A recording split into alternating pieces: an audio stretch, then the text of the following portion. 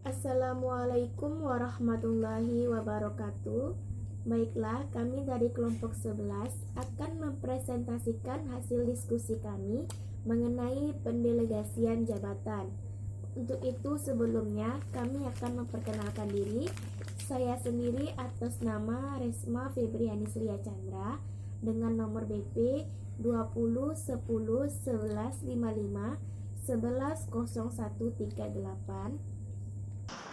Saya Zulfa Oktawianda, BP 20 10 11 55 11 0153. Saya Ranisa Fitri, 20 10 11 55 11 0134. Saya Resma Faniza dari kelompok 11 dengan nomor BP 20 10 11 55 11 0136.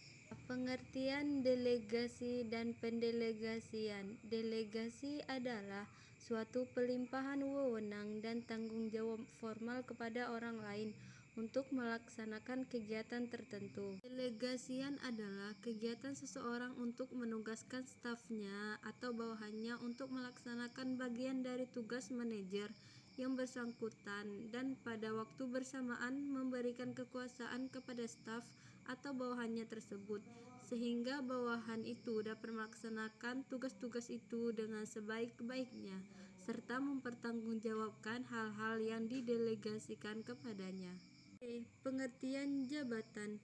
Jabatan adalah kedudukan yang menunjukkan tugas, tanggung jawab, wewenang, dan hak seseorang pegawai dalam rangka satuan organisasi.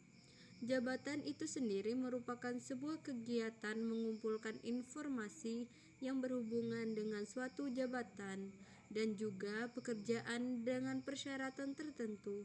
Informasi yang diolah dari analisis ini biasanya digunakan untuk kepentingan yang berhubungan dengan sumber daya manusia.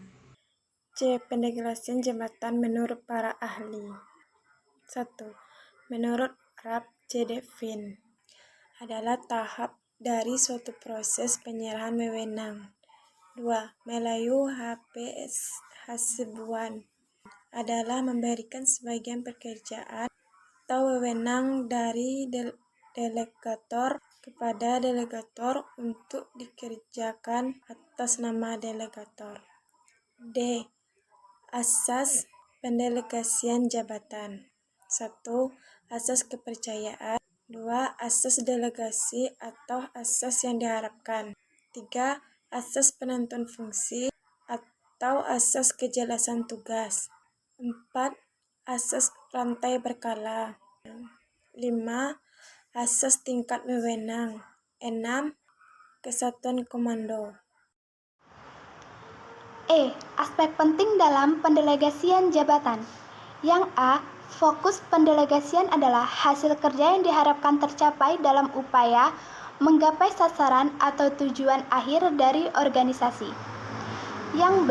Pendelegasian dilaksanakan dengan sikap terhormat yang didasarkan atas penghargaan dan kesadaran terhadap diri sendiri sebagai suatu yang berharga, serta memperhatikan harga diri dan kehendak bebas orang lain, di mana setiap pekerja dipandang sebagai subjek dan bukan objek kerja.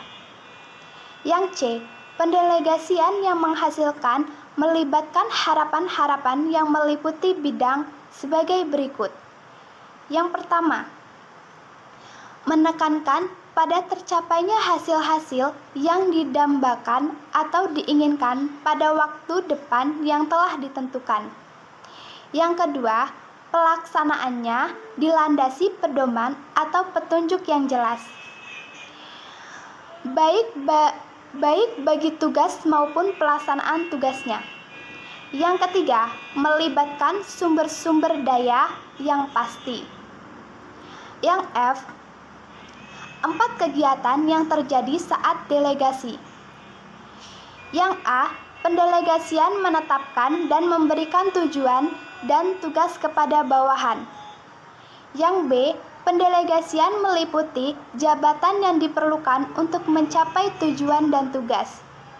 Yang C, penerimaan delegasi yang menimbulkan kewajiban atau tanggung jawab. Yang D. Pendelegasian menerima pertanggungjawaban bawahan untuk hasil-hasil yang tercapai. Saya akan menjelaskan tentang poin G, yaitu manfaat pendelegasian. 1.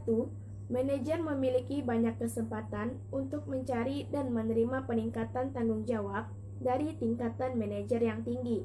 2. Memberikan keputusan yang lebih baik. 3. Pelimpahan yang efektif mempercepat pembuatan keputusan. 4. Melatih bawahan memikul tanggung jawab, melakukan penilaian, dan meningkatkan keyakinan diri serta kesediaan untuk berinisiatif. 5. Hambatan terhadap pendelegasian yang efektif. Poin H yaitu penyebab keengganan melakukan delegasi. 1. Perasaan tidak aman. Manajer enggan mengambil resiko untuk melimpahkan tugas atau mungkin takut kehilangan kekuasaan bila bawahannya terlalu baik melaksanakan tugas. 2. Ketidakmampuan manajer. Sebagian manajer bisa sangat tak teratur dalam membuat perencanaan ke depannya. 3. Ketidakpercayaan kepada bawahan. 4. Manajer merasa bahwa bawahan lebih senang tidak mempunyai hak pembuatan keputusan yang luas. Poin I yaitu penyebab keengganan menerima delegasi. 1. Perasaan tidak aman bagi bawahan untuk menghindari tanggung jawab dan resiko. 2. Bawahan takut dikritik atau dihukum karena membuat kesalahan. 3. Bawahan tidak mendapat cukup rangsangan untuk beban tanggung jawab tambahan. 4.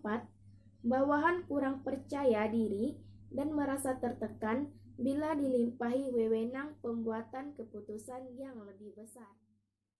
Baiklah, cukup sekian hasil dari presentasi kami.